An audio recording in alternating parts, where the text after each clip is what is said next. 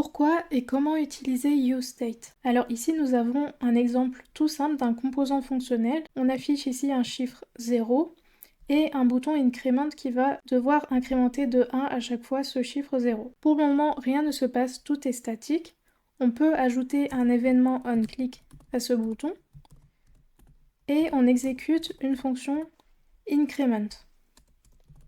Cette fonction va permettre d'incrémenter, de mettre à jour la valeur à chaque fois. On va faire une fonction fléchée et on peut stocker une valeur count comme ceci et on va dire qu'on incrémente comme ceci de ++. Donc là avec count ++, on incrémente de 1 à chaque fois cette valeur count. On va mettre des console logs pour vérifier ce que ça donne.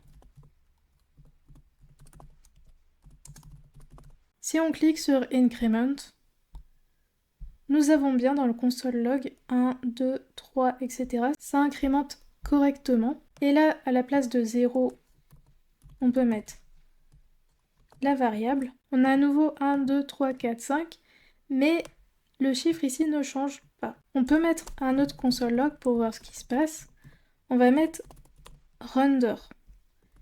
Là, comme vous le voyez, ça render une première fois le composant fonctionnel. Et quand on clique ici, ça ne re-render pas. Pourtant, la variable change correctement à chaque fois. En fait, qu'est-ce qui se passe ici? C'est que React n'arrive pas à détecter les changements de count, et vu que c'est lui qui s'occupe de réafficher à chaque fois le composant, eh bien il ne se passe rien. Pour cela, on doit donc utiliser des hooks qui sont propres à React. Ces hooks, c'est quoi? C'est des fonctions qui commencent par use, donc on a useEffect, useContext et useState. useState, c'est quoi? C'est pour justement gérer un état local et pour gérer correctement la mise à jour d'une variable. On va donc devoir utiliser le hook useState, et pour cela, on va l'importer.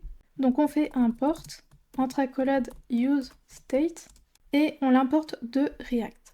À la place de letCount, on va du coup utiliser ce hook. Et pour le moment, je vais l'écrire comme ceci. Donc on doit l'utiliser comme ceci, useState, et dedans, on doit ajouter la valeur initiale de l'état. Donc nous, c'est 0. On veut que ce soit une valeur initiale de 0. Et useState, qu'est-ce que ça renvoie? On va voir ça tout de suite.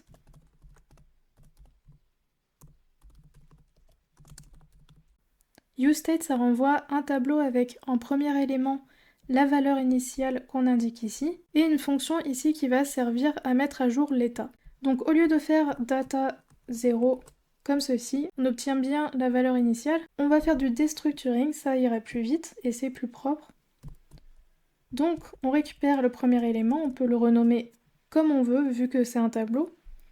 Et moi je vais l'appeler count pour l'état, et ensuite, en deuxième élément, la fonction qui met à jour l'état. La convention, c'est de l'appeler set au début, et le nom de l'état, donc setCount. On va maintenant remplacer les données. Ici, on a toujours count. On va enlever ce console log. On va remettre les anciens console log. Et là, on est obligé d'utiliser la fonction de mise à jour, le setter. Donc, on utilise setCount. On va faire count plus 1 pour incrémenter de 1 à chaque fois. Et là, on va tester. Si on clique sur incrémente, on voit que ça render à chaque fois et que la vue est mise à jour à chaque fois correctement. Maintenant, dans la valeur initiale, vous pouvez mettre un nombre comme on a fait, mais on peut aussi mettre une chaîne de caractères, une fonction, etc. On peut essayer avec une fonction ici, par exemple. Par exemple, on veut retourner un petit calcul. On fait comme ceci, et vous voyez que la valeur initiale sera de 2. Donc là, c'est une fonction très simple, mais on peut mettre des fonctions un peu plus compliquées. Par exemple, ça peut être utilisé pour le local storage, pour récupérer une donnée qui est persistante dans le navigateur. Mais pour le moment, on va rester simple. Alors ici, on a utilisé le setCount, donc le setter, et on a tout de suite récupéré l'état pour l'incrémenter. Mais imaginons qu'on veut le faire plusieurs fois dans une même fonction. Je copie-colle plusieurs fois. Et normalement, là, on s'attend à ce que ça incrémente de 3 à chaque fois. On va tester. Et là, ça incrémente toujours de 1. Qu'est-ce qui se passe? On va voir ça avec les console logs.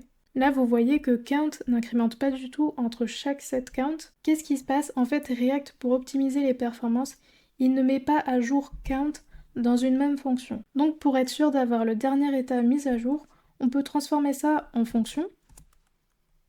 On fait comme ceci. et on va récupérer le dernier état mis à jour ici. Donc si on écrit comme ceci, on va voir ce que ça donne. On enlève les console log parce que lui, de toute manière, il ne va pas changer. Mais là, si on fait le test, on voit bien que ça incrémente de 3 à chaque fois. Donc essayez d'utiliser toujours ce format pour éviter d'éventuels bugs. Je vais maintenant vous montrer un exemple d'utilisation pour un objet. Donc on a un nom avec John et un âge 50. Et cette variable, on peut la renommer en personne avec cette personne. Je vais changer les données. Personne. On va mettre plutôt personne.âge pour l'exemple, pour afficher son âge. Et lorsqu'on clique sur Increment, on veut incrémenter son âge. Pour cela, on va faire cette personne. Donc là, pour incrémenter l'âge, ce qu'on peut faire, c'est par exemple ça. Personne.âge plus égale 1, donc on incrémente de 1. Et puis on met tout simplement l'objet ici mis à jour. Sauf que ça ne va pas marcher. Ici, on voit que ça incrémente pas. Pourquoi? Parce que là, on est en train de muter directement l'objet, sauf que ce n'est pas une bonne pratique dans React. Ce qu'il faut faire, c'est que pour un tableau ou pour un objet, il faut toujours faire une copie de ce tableau ou de cet objet avant de le mettre à jour. Donc on va supprimer ça, et on va créer un nouvel objet.